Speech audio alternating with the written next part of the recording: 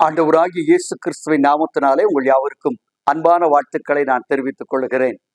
மற்றொரு நிகழ்ச்சியிலே உங்கள் சந்திப்பதில் மிகுந்த மகிழ்ச்சி. இந்த நாள் உங்களுக்கு ஆசீர்வாதமாய் அமைவதாக. அன்பான சகோதர சகோதரிகளே, இன்றைக்கு நான் உங்களோடு சொல்ல போகின்ற கர்த்தருடைய வார்த்தை எபிரேயர் 10ஆம் அதிகாரம் 19ஆம் வசனத்தை முன்வைக்கிறேன். அவர் தம் மாம்சத்தின் திரையின் வழியாக புதிதும் ஜீவனுமான மார்க்கத்தை உண்டு பண்ணி இருக்கிறாரே, புதிய பாதை அல்லது புதிய வழி என்ற தலைப்பிலே உங்களோடு நான் பகிர்ந்து கொள்ள விரும்புகிறேன். அருமையானவர்களே, இயேசு கிறிஸ்துவுக்கு பிறகு அவர் நமக்கு ஏற்படுத்தி கொடுத்த பாதை சாதாரண ஒரு பாதை அல்ல, புதிதான பாதை. இதுவரை கடந்து போகாத ஒரு புதிய வழியை ஆண்டவராகிய கர்த்தர் நமக்காக ஏற்படுத்தி கொடுத்திருக்கிறார். அதுதான் புதிய மார்க்கம், புதிதும் ஜீவனுமான மார்க்கத்தை உண்டு பண்ணி இருக்கிறாரே, நியூ வே ஆஃப் லிவிங். அருமையானவர்களே, பழைய ஏற்பாட்டுக்கும் புதிய ஏற்பாட்டுக்கும் நிறைய வித்தியாசம் இருக்குங்க. அன்றைக்கு மோசே எகிப்து தேசத்திலே போய் பார்வோனுக்கு முன்பதாக செய்த முதலாவது அற்புதம் என்னவென்று கொஞ்சம் திருப்பி பாருங்களேன். என்ன அற்புதம் செஞ்சாரு? எகிப்துல போய் பார்வோனுக்கு முன்பதாக முதல் அவன் செஞ்ச அற்புதம், அதாவது அரண்மனையில் இல்லை, ஜனங்கள் எல்லோரும் அறிந்து கொள்ளும்படி செய்த அற்புதம் என்னவென்று சொன்னால், அந்த தண்ணீரை இரத்தமாக மாற்றினான். இது பழைய ஏற்பாட்டுல நியாயப்பிரமாணம் வெளிப்படுவதற்கு முன்பதாக கொடுக்கப்பட்ட அடையாளம், சரிங்களா? ஆனா புதிய ஏற்பாட்டுல இயேசு கிறிஸ்து என்ன அற்புதம் செஞ்சாரு? அவர் தண்ணீரை ரசமாக மாற்றினார். நல்லா கவனிச்சு பாருங்க. தண்ணீர் ரத்தமா மாறிச்சு பழைய ஏற்பாட்டுல. புதிய ஏற்பாட்டுல தண்ணீர் திராட்சை ரசமாய் மாறுகிறது. இது அங்க புதிதும் ஜீவனுமான மார்க்கத்துக்கு உண்டான வித்தியாசம். ஒருவேளை எனக்கு வாழ்க்கையில ஒருவேளை அதை பிடிச்சிட்டேன் இதை பிடிச்சிட்டேன், நான் அப்படி இருக்கேன் இப்படி இருக்கேன்னு சொல்லி நம்முடைய சுயபலத்தை நம்பும் பொழுது நம்முடைய காரியம் கொஞ்சம் மோசமா தான் போகுது. ஆனால் இயேசு கிறிஸ்துடைய கிருபையை நம்பும் பொழுது ஒன்றுக்கு உதவாத தண்ணீரை கூட ரசமாய் மாற்றினது போல உங்கள் வாழ்க்கையை ஆண்டவராலே மாற்றி அமைக்க முடியும். அது மாத்திரமா, நியாயப்பிரமாணத்தை பெற்ற பொழுது ஜனங்கள் கீழே வந்து இறங்குகிறார் மோசே. ஜனங்கள் பாவம் செய்த பொழுது என்ன நடைபெற்றது தெரியுமா? 3000 பேரை கர்த்தர் அடித்தார், அவர் செத்தார்கள். பைபிள் போட்டு. ஆனால் புதிய உடன்படிக்கையாகிய கிறிஸ்துவுக்கு பிறகு அவர் ஏற்படுத்தின மார்க்கத்தை ஜனங்கள் சொல்ல ஆரம்பித்த பொழுது அப்போஸ்தலர் 2ஆம் அதிகாரம் சொல்லுது, 3000 பேர் ரட்சிக்கப்பட்டார்கள். அங்கே அழிக்கப்பட்டார்கள், இங்கே ரட்சிக்கப்பட்டார்கள். இதாங்க மாறுவது, புதிதும் ஜீவனுமான பாதை. அங்கே எல்லா பழைய ஏற்பாட்டு எல்லாரையும் தாசர்கள் தாசர்கள் தாசர்கள் என்று அழைத்தாங்க. தாசர்கள் என்றால் டவுலாஸ், டவுலாஸ் என்றால் அடிமைகள். எனக்கு அருமையானவர்களே, இன்றைக்கு நம்முடைய வாழ்க்கையில் ஆண்டவராகிய கர்த்தர் நம்முடைய வாழ்க்கையை மாற்றி அமைத்திருக்கிறார். நாம் தாசர்கள் அல்ல. அங்கே நம் வேத வசனத்தை வாசிக்கும் பொழுது ரோமர் 8ஆம் அதிகாரம் 14-15 வசனங்கள் சொல்கிறது, அவருடைய உடன் சுதந்திரராய் நாம் இருக்கிறோமே. எவ்வளவு அற்புதமான மாறுதல்! புதிதும் ஜீவனுமான மார்க்கத்தை ஆண்டவர் உண்டு பண்ணி இருக்கிறார். இனி நீ பயப்பட வேண்டிய அவசியம் இல்லை, கலங்க வேண்டிய அவசியம் இல்லை.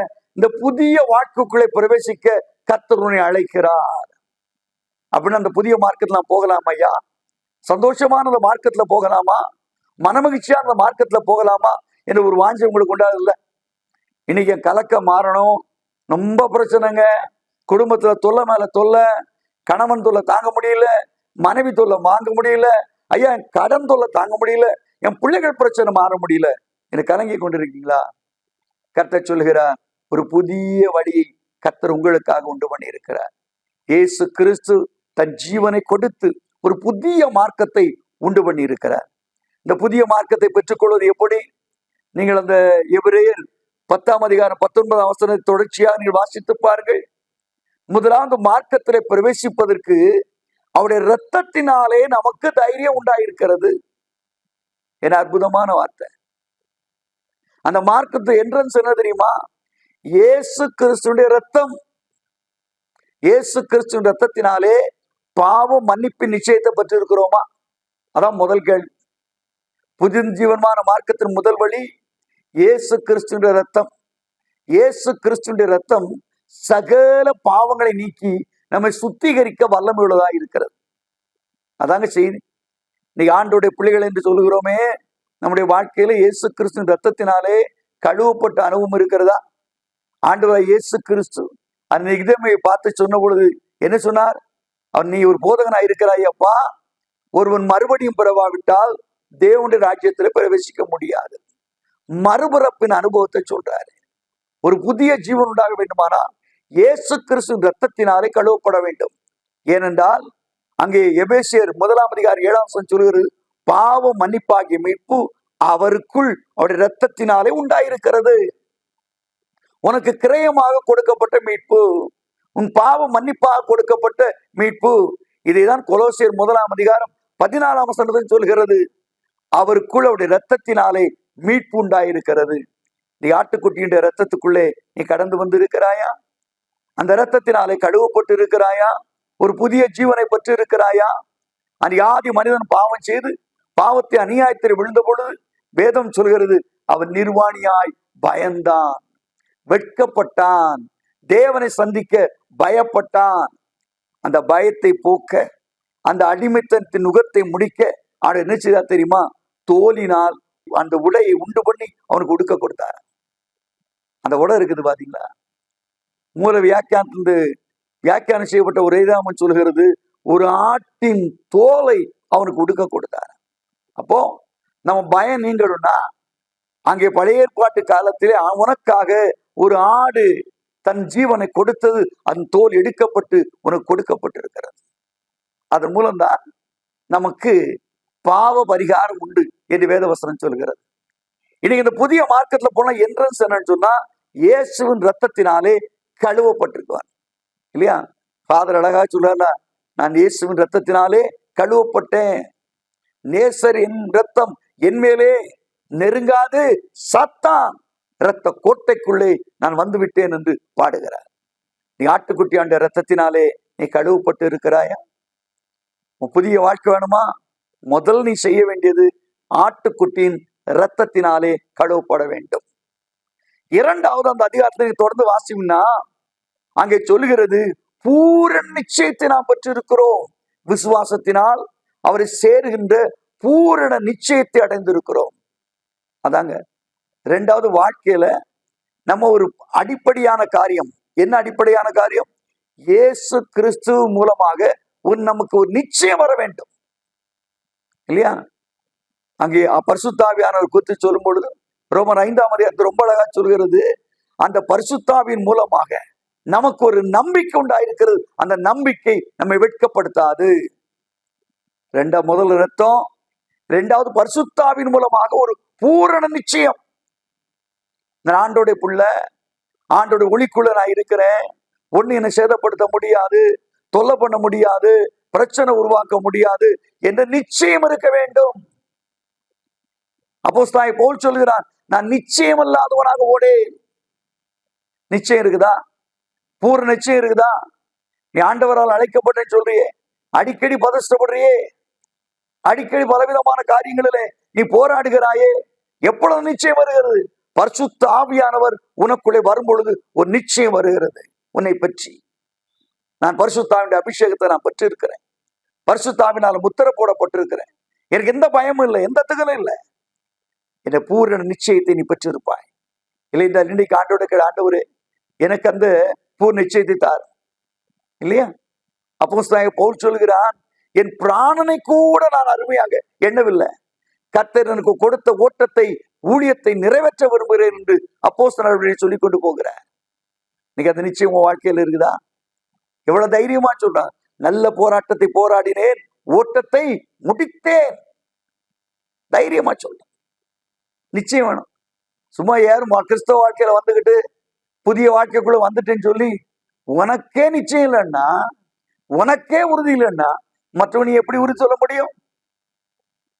யோபு தன்னுடைய பிரச்சனை மத்தியில சொன்னான், என்னை கொன்று போட்டாலும் இதிலே நான் நம்பிக்கையாய் விசுவாசமாய் உறுதியாய் இருப்பேன்னு சொல்றாங்க. கொன்று போட்டாலும் இதிலே நம்பிக்கையாய் இருப்பேன். அதான் நிச்சயம். சும்மா ஏதோ பேசுறது பெருசு இல்லைங்க. புதிய வாழ்க்கைக்குள்ளே பிரவேசிக்க வேண்டுமானால் உனக்குள்ளே ஒரு நிச்சயம் வர வேண்டும். என்னை அழைத்த தேவன் என் நடத்த போதுமானவர், நான் விசுவாசிக்க இன்னார்ந்து அறிவேன் என்று பவுல் நிச்சயமா சொல்லுகிறார். அவர் நிச்சயித்திருக்கிறேன்னு சொல்றான். முடிவு பரியந்தம் என்னை பாதுகாக்க அவர் வல்லமை உள்ளவர் என்பதை நிச்சயித்திருக்கிறேன். நிச்சயமான ஒரு ஓட்டம் வேணும். சும்மா உண்மையை அறகுறை ஓட்டம் ஓட்டினா வாழ்க்கையில கரையேற முடியாதுங்க. யோசிச்சு பாருங்க. ஒரு ரைஸ் ஒரு போட்ட பண்ணி ஓடுறோம்னு வச்சுங்களேன், ஓடும்போது ஒரு நிச்சயம் வேணும், ஒரு கான்பிடன்ஸ் வேணும். நான் இதை செஞ்சிருவேன், இப்படி வாழ்ந்துருவேன், இந்த நல்ல காலம் வாழ்ந்துருவேன், அந்த காரியம் இருக்கணும். இல்லாம நம்ம ஓடணும்னா வாழ்க்கை நிச்சயமா தோல்விதாங்க. பல போராட்டம் தான், பல பிரச்சனை தான், பல கண்ணீர் தான், நம்ம வெளியே வர முடியாது. புலம்பலுக்கு காரணம் என்ன? கண்ணீருக்கு என்ன காரணம்? அன்னைக்கு சாத்தராக் மேஷாக் ஆபேத்நேகோ பாருங்க, அக்கினிக்கு முன்னாடி கொண்டு போய் நிப்பாட்டினவர் கூட அவன் சொல்றான், நாங்கள் ஆராதிக்கிற தேவன் இந்த அக்கினி ஜுவாலைக்கும் ராஜாவாகிய உம்முடைய கைக்கும் தப்புவிக்க வல்லவர்.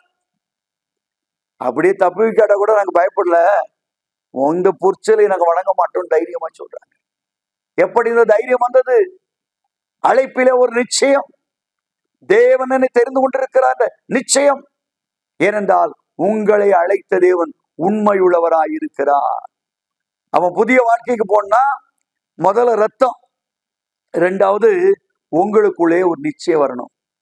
அல்ல 23ஆம் வசனத்தை பாருங்க, இன்னொரு காரியம் சொல்லு பாருங்க. என்ன காரியம் தெரியுமா? ரொம்ப அற்புதமா பேசுறான். அல்லாமலும் உங்களுடைய நம்பிக்கை அறிக்கை பண்ணுவதிலே உறுதியாயிருங்கள், வாக்குத்தத்தம் பண்ணினவர் உண்மையுள்ளவராய் இருக்கிறாரே. ரெண்டு காரியம். அல்லாமலும் நம்பிக்கை அறிக்கை பண்ணணும். நிறைய நேரங்கள்ல புதிய வாழ்க்கைக்கு வந்துட்டேன்னு சொல்றோம், அந்த நம்பிக்கையான வார்த்தையை உலகத்துக்கு பேசுறோமா?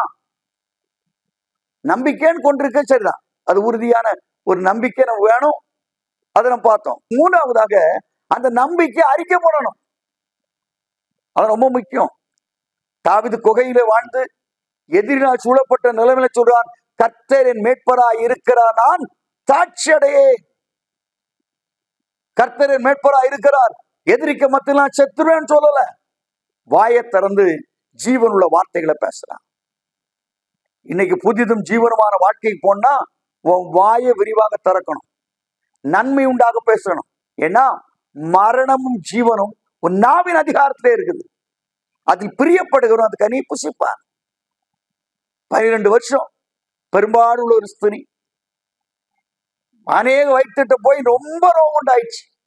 ஒவ்வொரு வைத்தியனும் அவன் தெரிஞ்ச மாத்திரை கொடுத்துட்டு இருக்கான் இல்லையா? வியாதி தீர்க்கிற மருத்துவரும் உண்டு, நமக்கு அதிக நோவு உண்டாக்குற மருத்துவம் இந்த உலகத்துல இருக்கிறாங்க. நான் யாரையும் குறையா சொல்லல. இந்த அம்மாவுக்கு வாட்செல்லாம் ரொம்ப மோசமா இருக்கு. போனவங்க எல்லாம் காசை பிடுங்கி சற்றேன்னு அந்த மகளுக்கு சோகம் உண்டாகல. இங்கதாங்க கிளைமேக்ஸ் இருக்குது. மார்க் அழகும் அழகாச்சு 5:25 சொல்லுது. ஆனாலும் கூட இயேசுவை பற்றி கேள்விப்பட்ட உடனே இந்த அம்மா வாயை திறந்து, அப்படிங்களாங்க அவர் ஊருக்கு வந்திருக்காருங்களாங்க, நான் அவரை பார்க்க போடுவாங்க அப்படி சொல்லல. அவன் வஸ்திரத்தை தொட்டால் சொஸ்தமாவேன் என்று சொன்னாள்.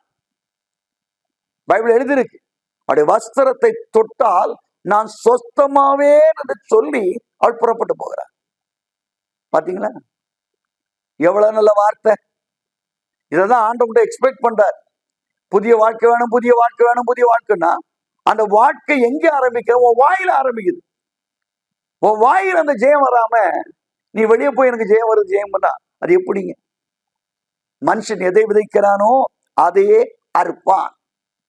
நீ நல்ல வார்த்தை பேசுறோமா, கர்த்தருடைய புள்ளன்னு சொல்றோமோ, உங்களுக்கு எந்த நம்பிக்கை இருக்குது? யோசிச்சு பாருங்க. புதிய ஜீவனமான மார்க்கத்தை ஆண்டவர் உண்டு பண்ணி இருக்கிறாரே, அந்த மார்க்கத்தை வாயினால சொல்லுங்க. ஆண்டவருடைய கிருபை நான் நன்றாக இருக்க போகிறேன், நான் மேலோங்க போகிறேன், உயர போகிறேன், அந்த வார்த்தையை சொல்லணும். சொல்ல சொல்லத்தான் தேவனுடைய விடுதலை உங்க வாழ்க்கையில இறங்கும். சொல்லி பாருங்க, சொல்லி பாருங்க. ஆண்டவரை சொந்த ரட்சகராக ஏற்றுக்கொண்ட பொழுது கொடிய டிவி வியாதினாலே பயங்கரமான பலவீனங்களினால் நான் பாதிக்கப்பட்டிருந்தேன். அப்பொழுது ஒரு போதகர் சொன்னார், ஒரு வசனத்தை காமிச்சு, என்னை பலப்படுத்துற கிறிஸ்துவினாலே எல்லாவற்றையும் செய்ய பலன் உண்டு, இந்த வார்த்தை சொல்லுப்பானார். பிலிப்பியர் 4:13. நான் அதை சொல்ல ஆரம்பிச்சேன். அப்போ ஒரு நாள் கூப்பிட்டா, தம்பி அந்த வார்த்தையை சொல்றியாப்பா? சொல்றேன் ஐயா.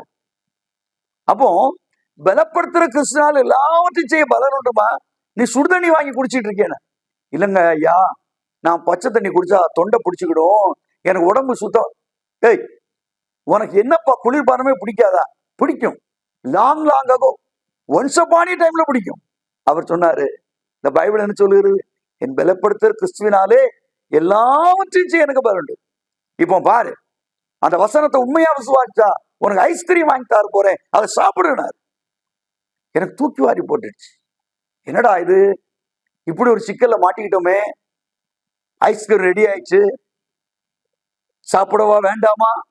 மனசு சொல்லுது, டேய் சாப்பிடாத, உனக்கு மறுபடியும் ரத்த வாந்தி வந்துடும், நீ உருப்பட முடியாது, உயிர் வாழ முடியாது. ஆனால் வேதம் சொல்கிறது, போதகர் சொல்லுகிறார், என்னை பலப்படுத்த கிறிஸ்துவினாலே எல்லாவற்றையும் செய்ய எனக்கு பலன் உண்டு. எனக்கு அன்பானவர்களே, அந்த இக்கட்டான நிலைமையில கண்ணை மூடி சாப்பிட்ட மாதிரி ஆண்டுடைய வசனத்தை விசுவாசித்து அந்த ஐஸ்கிரீமை சாப்பிட்டேன். அன்னையில சாப்பிட ஆரம்பிச்சது, இன்னைக்கு வரை சாப்பிட்டுக்கிட்டு இருக்கிறேன். காரணம், தேவனுடைய வார்த்தை ஜீவன் உள்ளது, வல்லமை உள்ளது. உன்னை குறித்து சொல்லி இருக்கிற வார்த்தைகளை, உன்னை சொல்லி குறித்து கர்த்தர் எழுதி வைத்திருக்கிற வார்த்தைகளை சொல்ல நீ வெட்கப்படக்கூடாது. புதிய வாழ்க்கைக்கு வந்து நான் புதிய வாழ்க்கை வருது, நான் புதிய வாழ்க்கை வாழ போறேன், எனக்கு தொழில ஒரு புதிய வழி திறக்க போறாரு, என் குடும்பத்துல ஒரு புதிய மார்க்கத்தை கர்த்தர் உண்டு பண்ண போகிறாரு, என் பிள்ளைகளுடைய வாழ்க்கையில ஒரு புதிய வழி திறக்கும். வாயத்தை சொல்ல, சும்மா பிரசங்கத்தை கேட்கறது பெருசு இல்லை. நீ தேவனுடைய பிள்ளையாக இயேசு கிறிஸ்து ரத்தத்தினாலே கழுவப்பட்டு நீ வந்திருப்பாயனால், அந்த நம்பிக்கை உனக்குள்ள இருக்குமானால், அந்த நிச்சயம் இருக்குமானால், அந்த நிச்சயத்தினால் வாயத்தர இருளை வெளிச்சமாய் மாற்றின தேவன் உன் வாழ்க்கையிலும் அதிசயங்களை காண செய்வார். நேரோட வாயில செய்யறது இல்லை, திறந்து பாருங்க, அற்புதம் நடக்கும், அற்புதம் நடக்கும். இல்லையா? வசந்த ஆண்டவர் எவ்வளவு அழகா சொல்றாரு பாருங்க. அல்லாமலும் உங்கள் நம்பிக்கை அறிக்கைப்படுத்துவதிலே அசைவில்லாமல் உறுதியா இருக்கணும். நம்பிக்கையை வாயினால சொல்றதுல கொஞ்சம் அசைவில்லாமல் உறுதியா இருக்கணும். நிறைய சமயத்துல வாயத்தான் சொல்லுவோம், சொன்ன ஸ்டேட்மெண்ட் நம்ம உறுதியா இருக்க மாட்டோம். அதான் மார்க் 5 சொன்ன மாதிரி அந்த பெரும்பாலுள்ள ஸ்திரீ என்ன பண்ணா தெரியுங்களா? நான் ஒரு வஸ்திரத்தின் ஓரத்தை தொட்டா சொஸ்தமாவே என்று சொல்லி வீட்டை பாய போட்டு படுத்துக்கிட்டேன். அப்படித்தானே? இல்லைங்க, சொஸ்தமாவே என்று சொன்னவள் அது நிறைவேற்ற போறான். எத்தனை பேர் சிரிச்சிருப்பாங்க, எத்தனை பேர் பரியாசம் பண்ணியிருப்பாங்க. ஆனாலும் அவர் ரொம்ப ரொம்ப ரொம்ப ரொம்ப ஸ்ட்ராங்கா இருக்கிறார். வாக்குத்தத்தம் பண்ணினவர்கள் நிச்சயமாக அடைவார், வெற்றியை பெற்றுக்கொள்வேன் என்ற நம்பிக்கையோடு அறிக்கை செய்துட்டே போறார். ஆனா சுகத்தை பெற்றா. இவா தன்னுடைய அற்புதத்தை இவா எப்படி விரும்பினாலோ அப்படியே கத்த செய்கிறார். அதான் நம்முடைய ஆண்டவர். வாய சொல்லிட்டு அவர் தொட்டா சுஸ்தமானு சொன்ன தவிர அவர் கையை வச்சா சுஸ்தமானு சொல்லவே இல்லை. சொன்னபடியாகும். எவனா இந்த மலையை பார்த்து சமுத்திரத்தை தள்ளுண்டு போயிட்டு சொன்னபடியே நடக்கும் என்று சந்தேகப்படாமல் விசுவாசித்தால் அவன் சொன்னபடியே ஆகும். நம்ம சொல்லாத காரியத்தை கத்த செய்ய மாட்டார். அப்போ வாழ்க்கையில அற்புதம் வேணும்னா வாயை திறந்து ஆண்டவருடைய பிள்ளைகளாகி நீங்க ஆண்டவருடைய ஜீவனுள்ள வசனத்தை பேசணும். பேசும்போதுதான், நம்முடைய நம்பிக்கை அறிக்கை செய்யும் போதுதான் அது பூரணப்படுகிறது. அடுத்தால சொல்லப்படும், வாக்குத்தத்தம் பண்ணினவர் உண்மையுள்ளவராயிருக்கிறாரே. புரியுதுங்களா? நீங்க சொல்லும் போதுதான் உண்மையுள்ளவராய் இருப்பார். ஆபிரகாம முதல்ல அபிராம் சொன்ன அவனை ஆபிரகாம் மாத்துறாங்க. ஊரெல்லாம் போய் உன் பேர் என்னப்பா? ஆபிரகாம். என்னடா புது பேர் இது வர? ஆமா, முந்தி தகப்பன், இப்ப அநேக ஜாதிகளுக்கு தகப்பன், அநேக ஜாதிகளுக்கு தகப்பன், அநேக ஜாதிகளுக்கு தகப்பன். அவன் சொல்ல சொல்ல சொல்ல அற்புதமானது அவன் சமீபமாக கடந்து வந்தது. அதானே இன்னைக்கு நம்முடைய வாழ்க்கையில அதை செய்யறோமா? அற்புதம் வேணும், அதிசயம் வேணும் கேட்கிறோம், உண்மைதான். அது செய்யறோமா? பேசணும். ஏனென்றால் வாக்குத்தத்தம் பண்ணினவர் உண்மையுள்ளவராய் இருக்கிறார். கர்த்தர் உண்மையுள்ளவராய் இருக்கும் போது நம்ம ஏன் தயக்கம் பண்ணும்? ஒரு உண்மையுள்ள மனுஷன், ஒரு வசதியான மனுஷன், நாளைக்கு காலையில் 5 மணிக்கு அதை செய்யறேன் ஐயா, 6 மணிக்கு இதை செய்யறேன்னா நீ ஏன் அழுதுட்டு இருக்க மாட்டீங்களே? உன தைரியமா இருப்பீங்கல்ல? புரியுதுங்களா? ரொம்ப தைரியம் உங்களுக்குள்ள வந்துடும். அவர் நல்லா சொல்லிட்டாருங்க, கண்டிப்பா செஞ்சிருவாரு. சொல்றதை செய்யறவர் அப்படி நம்ம தெரிஞ்சுட்டுனா, நாளைக்கு காலையில் உங்க அக்கௌண்ட்ல இவ்வளவு பணம் போட்ட, இத்தனை மணிக்கு போட்ட, நீ ஏன் அழுதுட்டு இருக்க போறீங்க? சந்தோஷமா இருக்க மாட்டீங்களா? இன்னைக்கு எனக்கு அன்பானவர்களே, உங்களுக்கு வாக்குத்தத்தம் பண்ண 100% உண்மை உள்ளவன் சொல்லிட்டார். நீங்க என்னத்தை அறிக்கை செய்யணும், அதுல நான் உண்மை உள்ளவனா இருப்பேன். அப்ப அந்த தேவனை நம்முடைய வாழ்க்கையில ஆராதிக்கிற நாம், அவர் உண்மை சொன்னதை நிறைவேற்றிய தெய்வம் என்பதை விசுவாசிக்கிற நாம், அந்த வார்த்தையை அறிக்கை செய்யலாமே. அதுல என்ன தயக்கம்? ஆண்டவர் சொல்லி இருக்கிறாரு, ஆண்டவர் நடக்கும், அவர் சொன்னதுதான், அது மாறாது. என் வாழ்க்கை நிறைய காரியங்கள் நான் பார்த்து இருக்கிறேன். ஆண்டவர் சொல்லுகிற காரியத்தை அப்படியே நம்புவேன். அது அப்படியே சொல்லுவேன், இப்படிதான் நடக்கும் பிரதர், இப்படிதான் போகும் பிரதர்ன்னு சொல்லுவேன். அதன்படியே கர்த்தர் நடத்தி முடிப்பார். உங்க வாழ்க்கையிலும் கூட இன்னைக்கு தேவன் உங்களுக்கு சான்ஸ் கொடுத்திருக்கிறார். நீங்க ஏன் அதை செய்யக்கூடாது? வாக்குத்தத்தம் பண்ணினவர் உண்மையுள்ளவராக இருக்கிறார். வாக்குத்தத்தம் பண்ணினவர் உண்மையுள்ளவராக இருக்கிறார். இன்றைக்கு நீங்க ஆண்டோட சமூகத்துல வந்திருக்கிற நீங்க தயவு செய்து ஒண்ணு செய்யுங்க. ஆண்டவரே, நீங்க உண்மையிலே ரொம்ப ரொம்ப நல்லவங்கப்பா, நாங்க முழு மனதோட நம்புறோம், முழு இதயத்தோட நம்புறோம். இன்னைக்கு என் வாழ்க்கையில எல்லாவற்றையும் செய்ய உமால முடியும் சொல்லி சொல்லி பாருங்களேன். ஆண்டவராகிய கர்த்தர் நிச்சயமா உங்களை கனப்படுத்துவார். நிச்சயமா உன் வாழ்க்கைய நன்மைகளை நான் நிரப்புவார். ஏனென்றால் அவர் நேற்றும் இன்றும் என்றும் மாறாதவராயிருக்கிறார். மலைகள் விலகினாலும் பர்வதங்கள் நிலை வந்தாலும் மாறாத தம்முடைய கிருபையை வைத்து நீங்கள் சொன்னபடி உங்க வாழ்க்கையை ஆசீர்வதித்து மேன்மைப்படுத்துவார். அல்லாமலும் நம்முடைய நம்பிக்கை அறிக்கையிடுதலே அசைவில்லாமல் உறுதியா இருக்க கடவும் வாக்குத்தத்தம் பண்ணினவர் உண்மையுள்ளவராய் இருக்கிறாரே. நீங்க சொல்ல சொல்ல சொல்ல கர்த்தர் உங்களை மேன்மையாக வைப்பார், ஆசீர்வதிப்பார். இந்த நாளிலே அப்படிப்பட்ட நன்மைகளை நிச்சயமாய் செய்வார். இயேசு கிறிஸ்து உலகத்தை ஜீவித்த நாட்கள்ல அப்படிதாங்க செய்தார். அதான் பேசினார். சிலுவைக்கு போவதற்கு முன்பதாகவே சீஷர்களை கூப்பிட்டு சொல்றாரு, எப்பா என்னை சிலுவையில் அறைய போறாங்க, என்னை சாகடிக்க போறாங்க, ஆனா வேணா பாருங்க, 3ஆம் நாள் உயிரோடு எழும்ப போகிறேன். சீஷர்லாம் என்ன இவர் இப்படியெல்லாம் பேசுறாரு, இப்படியெல்லாம் உளர்ற மாதிரி இருக்கு. ஆனால் அவர் சொன்னபடியே நடந்தது. நண்பர்களே, இன்றைக்கு நான் சொல்லுகிறேன், நம் நம்பிக்கை அறிக்கை செய்யும் பொழுது வாக்குத்தத்தம் பண்ணினவர் உண்மையுள்ளவராய் இருக்கிறாரே. என்ன வாக்குத்தத்தம் பண்ணாரு? ஒரு புதிய வாழ்வை நான் தருவேன் என்று வாக்கு பண்ணி இருக்கிறார். அவர் மரித்தது மூலமாக ஒரு புதிய வழி உனக்கு பிறக்கும் என்று வாக்கு கொடுத்திருக்கிறார். அந்த வார்த்தையை அவர் உண்மை உள்ளவர். சில வாக்குத்தை கொடுப்பாங்க, ஐயா நான் அதை செய்யறேன் இதை செய்யறேன்றாங்க, சில காணாமலே போயிடுவாங்க. ஆனா இயேசு அப்படி இல்லை. ஒரு வார்த்தை சொல்லிவிட்டால் அப்படியே செய்து முடிக்கிறவர், கடைசி வரை அதுல அப்படியே நிக்கிறவங்க. உலகம் மாறி போகலாம், சூழ்நிலைகள் மாறி போகலாம், ஆனால் கர்த்தரோ உண்மையுள்ளவர். கர்த்தரோ உண்மையுள்ளவர். மோசே சரித்திரத்தை கவனிச்சு பாருங்க. மோசே செங்கடலை தாண்டி வந்த பொழுது அவனை கடவுளுக்கு மேல புகழ்ந்தாங்க. மகிமையாய் கர்த்தர் வெற்றி சிறந்தார். தம்முடைய ஊழியக்காரோடு கர்த்தர் இருக்கா புகழ்ந்தாங்க.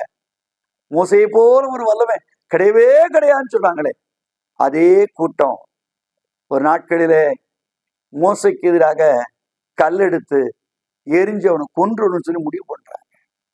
அப்பொழுது கூட இருந்த நண்பர்கள் இல்லை, அற்புதம் பெற்ற மக்கள் இல்லை, ஆனா ஒருவர் இருந்தார், என் தாசனாகிய மோசே அப்படிப்பட்டவன் அல்ல, என் வீட்டில் எங்கும் உண்மை உள்ளவன் என்று கர்த்தர் அவனுக்காக நின்றார். அதாங்க தேவன், அதாங்க கர்த்தர். இன்னைக்கு உன் வாழ்க்கையில சொல்றேன், உனக்கு வாக்கு கொடுத்த தேவன் ஒரு நாளும் அந்த வார்த்தையை மாற மாட்டார். மலைகள் விலகலாம், பர்வதங்கள் இலைவேந்து போகலாம், கர்த்தரோ உண்மையுள்ளவர். புதிதும் ஜீவனமான மார்க்கத்தை தருவேன் என்று சொன்னவர் உண்மையுள்ளவர். அவர் நிச்சயமா உன் வாழ்க்கையில செய்ய போகிறார். உன் வாழ்க்கையில் ஒரு மாறுதல் உருவாக போகுது, ஒரு விடுதலை உருவாக போகுது. உன் துக்கங்கள் மறைய போகிறது, உன் சஞ்சலங்கள் மறைய போகிறது. அதை நீ நம்பணும். நீ நம்பு. ஆண்டவரே நம்புகிறேன்.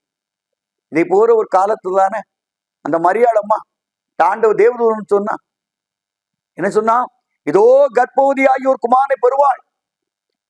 நம்ம வாயத்தை டக்குன்னு இது எப்படி ஆகும்? ஒரே ஒரு வார்த்தை, தேவதால் கூடாத காரியம் ஒன்றுமில்லை. அடுத்த வார்த்தை, இதோ நான் ஆண்டவருக்கு அடிமை, உடைய வார்த்தையின்படி ஆக கடவுள். இதாங்க லைஃப், இதாங்க லைஃப். உண்மையுள்ளவர், வாக்குத்தத்தம் பண்ணினதை செய்ய அவர் உண்மையுள்ளவர். கலங்கி போயிருக்கிறான். யோசேப்பு ஊர்ல என்ன பேசுவாங்களோ, கல்யாணம் ஆகி கொஞ்ச நாள் குழந்தை பிறந்தா என்ன பேசுவாங்களோ, இப்பவுமே இவ்வளவுதான் பேசுறாங்க. அந்த பழைய ஏற்பாடுகள் என்னெல்லாம் பேசியிருப்பாங்க யோசித்து பாருங்க, என்னெல்லாம் கதை விட்டுருப்பாங்க. ஆனால் அவன் அந்த நேரத்தில் கூட ஆண்டவர் சொன்னார், அவளை ஏற்றுக்கொள்ள ஐயப்படாதே, ஐயப்படாதே, அது இம்மானுவேல், இதோ கர்த்தர் உங்களோடு இருப்பார் என்று சொன்ன உடனே அப்படியே தலை வணங்கி ஆமென் சொல்லுகிறார். இதாங்க யோசேப்பு. இந்த கிறிஸ்துமஸ் காலத்துக்கு ஆயத்தப்பட உங்களுக்கு நான் சொல்றேன், கர்த்தர் உண்மையுள்ளவர் என்று நம்பினபடினால் அந்த மரியாளும் அந்த யோசேப்பும் இந்த உலகத்திலே இயேசு வருவதற்கு காரணமாயிருந்தார்கள். அவர்களுக்காக தங்கள் வாழ்க்கையிலே உண்மையுள்ளவர் நன்றி தங்களை ஒப்புக் கொடுத்தார்கள். இன்றைக்கு இந்த கிறிஸ்துமஸ் காலத்துக்காக ஆயத்தமாக உனக்கு சொல்கிறேன், கர்த்தர் ஒரு புதிய வழியை உனக்காக பிறக்கிறார். அது சாதாரணமான வழி அல்ல, இதுவரை கடந்து போகாத ஒரு அற்புதமான வழி கர்த்தர் உனக்காக திறக்கிறார். அந்த வழியிலே நீ வர வேண்டுமானால், அந்த வாழ்க்கையை நீ வாழ வேண்டுமானால் நீ செய்ய வேண்டிய என்ன? ஆட்டுக்குட்டியின் இரத்தத்தினாலே கழுவப்பட வேண்டும். அவரை நடத்துவார்கள் பொண்ணு நிச்சயமாக நீ நம்ப வேண்டும். மூன்றாவது, உன்னுடைய நம்பிக்கை அறிக்கை செய்யும் பொழுது உன் தேவனாய கர்த்தர் உனக்கு பூரணம் உள்ளவராய் உன் துக்கங்களை சந்தோஷமாய் மாற்றுவார். உன் வாழ்க்கையில் உள்ள கஷ்டங்கள் மறையும், தொல்லைகள் மறையும், தேவ விடுதலையும் தேவ சமாதானம் வாழ்க்கையை தொடரும். இன்றைக்கு அப்படிப்பட்ட ஒரு புதிய அத்தியாயத்தை உன் வாழ்க்கையில உருவாக்க என் தேவன் வல்லமை உள்ளவராயிருக்கிறார், மாறாதவராயிருக்கிறார். தயவு செய்து இந்த நாளில் ஆண்டவரே என் இருளை வெளிச்சமாய் மாற்றும், என் துக்கத்தை சந்தோஷமாய் மாற்றும் என்று தேவனிடத்தில் போவோமா? சர்வ பலமுள்ள தேவன் உங்கள் துக்கங்களை சந்தோஷமாய் மாற்றி அவர் சொல்லுகிறார், புதிதும் ஜீவனுமான மார்க்கத்தை உனக்காக காண்பிப்பேன் என்று சொன்னவர் உனக்கும் அந்த மார்க்கமான புதிய வாழ்க்கையை தந்து உன் குடும்பத்தில் எல்லா கஷ்டங்களையும் தொல்லைகளையும் நீக்கி ஒரு விடுதலையும் சமாதானத்தையும் உனக்கு கொடுப்பார். இந்த தேவன் என்றென்றைக்கும் உள்ள சதா காலங்களிலும் நம்முடைய தேவன் மரண பரியந்தம் நம்மை நடத்த போதுமானவர். இன்றைக்கு அந்த புதிய வாழ்க்கைக்காக தேவ நோக்கி நாம் பிரார்த்தனை செய்வோமா? தேவ நோக்கி பார்ப்போம். எங்கள் பரலோக பிதாவே, புதிதும் ஜீவனமான மார்க்கத்தை எங்களுக்காக உண்டு பண்ணி இருக்கிறது. அழிந்து போன மார்க்கம் அல்ல, ஒளிந்து போன மார்க்கம் அல்ல, தொலைந்து போன மார்க்கம் அல்ல. எங்கள் வாழ்க்கையை நீர் உருவாக்க போகிற புதிய வழிகளுக்காக நன்றி. எங்கெல்லாம் வாசல்கள் அடைபட்டது, எங்கெல்லாம் என்று வாழ்க்கை நின்று போக போகிறது கலக்கத்தோடு வேதனையோடு இருக்கிற மக்களுக்காக நான் செபிக்கிறேன். தகப்பனே, எங்கள் நம்பிக்கை நாங்கள் அசைவில்லாமல் உறுதியாயிருக்க கிருபைத்தார். எந்த நம்பிக்கைக்கு அடையாளமாய் உடைய விலையேறப்பட்ட இரத்தத்தை எங்களுக்காய் கொடுத்திருக்கிறது. நல்லதே பேசுகிற உடைய ரத்தம் எங்களுக்காக நல்ல சாட்சிகளை கொடுத்து கொண்டு இருக்கிறது. அதற்காக நன்றி அப்பா. அதோடு மாத்திரமல்ல, அந்த புதிய உடன்படிக்கையின் இரத்தத்தின் மூலமாக ஒரு நிச்சயத்தை நாங்கள் பெற்றுக்கொண்டவர்களாய் சமாதானத்தோடு வாழ எங்களுக்கு அனுக்கிரகம் செய்யும். யாரெல்லாம் தங்கள் கலக்கமான நிலைமைகள் சோர்ந்து போயிருக்கிறாளோ, இந்த வாயை திறந்து எனக்கு ஒரு எதிர்காலம் உண்டு, எனக்கு ஜீவனுள்ள நாட்கள் உண்டு, மகிமை நாட்கள் உண்டு, என் துக்கம் மறைகிற நாட்கள் உண்டு என்று சந்தோஷமாய் அறிக்கை செய்து விடுதலை பெற்றுக்கொள்ள கிருபை தாரும். நீர் உண்மையுள்ளவரப்பா. வாக்குத்தத்தம் பண்ணின தேவனாகிய நீர் உண்மையுள்ளவர். புதிய வாழ்க்கையை தருவேன் என்று சொன்னவர் உண்மையுள்ளவர். அப்படிப்பட்ட உண்மையுள்ள வாழ்க்கை தம்முடைய ஜனங்களுக்கு கொடுத்து ஆசீர்வதித்து வழிநடத்தும் நன்மையில் நான் நிரப்பும். இயேசுவின் நாமத்தில் வேண்டுகிறோம் ஜீவனுள்ள பிதாவே. ஆமென், ஆமென்.